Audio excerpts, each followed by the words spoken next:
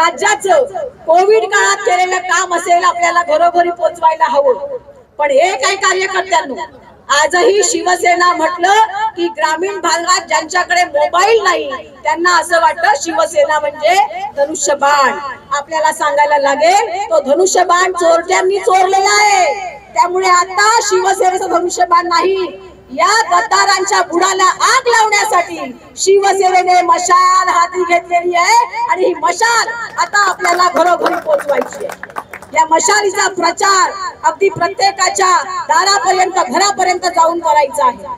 या माध्यमातून ज्या पद्धतीनं उद्धव साहेबांनी शेतकऱ्यांची सरसकट कर्जमुक्ती केली, ही कर्जमुक्ती करताना प्रत्येक शेतकऱ्याचा कर्जाने बरबटलेला सातबारा कोरा केला, 2 लाखापर्यंतची कर्जमुक्ती केली आणि ती कर्जमुक्ती केल्यानंतर कोणताही इव्हेंट केला नाही, मोठे मेळावे घेतले नाही। यांनी 1500 रुपये दिले आणि पश्चेसर 15 कोटी इव्हेंट वर घालवले एकेका तालुक्यामध्ये। मात्र आमच्या उद्धव साहेबांनी 2-2 लाखांची कर्जमुक्ती करून सुद्धा आला का रे पैसा, दिला का रे पैसा, मिळाला का रे पैसा असं म्हणत कोणताही इव्हेंट केला नाही। तुम्हाला द्यायचं असेल तर ते मनापासून जनसामान्यांना दिलं पाहिजे। ही वृत्ती, ही निस्वार्थी निर्मोही वृत्ती केवळ आणि केवळ उद्धव साहेबांच्या नेतृत्वात महाविकास आघाडीने दाखवली।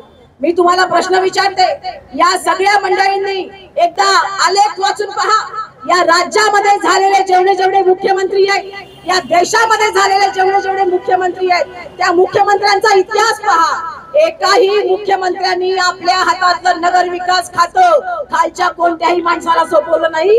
मात्र उद्धव साहेबांनी राजशिष्टाचाराप्रमाणे केवळ आवश्यक असलेली खाती जी काही कामाची नाही स्वतःकडे ठेवली आणि बाकी सगळीच्या सगळी खाती खिरापतीप्रमाणे या गद्दारांनाही त्यावेळेला वाटली, कारण त्यांना वाटलं होतं की हे गद्दार नाही आहेत, हे चांगले आहेत आणि कदाचित लोकहितासाठी हा सगळा खात्यांचा चांगल्या प्रकारे उपयोग करतील, पण तसं ते झालं नाही।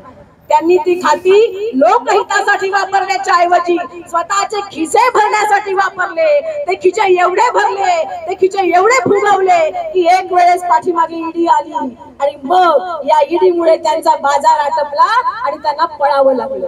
हा सगळा इतिहास तुम्हाला काही मला वेगळ्याने सांगायची गरज नाही। एकच लक्षात घ्या, ज्यांना महाविकास आघाडीला मत द्यायचंय त्यांनी महाविकास आघाडीचं त्या काळात अडीचवाट केलेलं काम लक्षात घेतलं पाहिजे। आणि ज्यांना अजूनही वाटत असेल आता गेलेले आहेत बरे, त्यांनी वाड्यापासून भिवंडी पर्यंतच्या रस्त्यावर रोज 5 ते 6 फेऱ्या मारा, फक्त 5 ते 6 फेऱ्या मारा, बाकीचं तुम्हाला माहिती आहे। या 5-6 फेऱ्यामध्ये म्हणजे काय अवस्था करून ठेवले, ज्या माणसाला अतिशय विश्वासानं या सगळ्या कार्यकर्त्यांनी रक्ताचं पाणी करून निवडून दिलं ते गद्दार झाले, ते या ठिकाणाहून पळाले, दुसऱ्या राज्यात गेले आणि आमच्या राज्यात येऊन ज्यांचं खाल्लं त्यांच्यावरच घरबेदी करायचा प्रयत्न करत असाल तर महाराष्ट्रातली सुद्धा जनता आता तुमच्यावर विश्वास ठेवणार नाही, कदापि विश्वास ठेवणार नाही।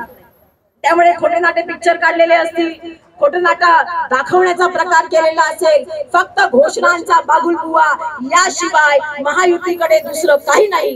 जर तुम्हाला खरा विकास हवा असेल, महाराष्ट्र हिताचा विकास हवा असेल, आमच्या तरुणांना रोजगार हवा असेल, आमच्या आया बहिणी सुरक्षित राहिल्या पाहिजे असं वाटत असेल तर आपलं प्रत्येकाचं मत यावेळेला महाविकास आघाडीचे अधिकृत लोकप्रिय उमेदवार महादेवजी घाटाळ यांच्या मशालीवर पडलं पाहिजे।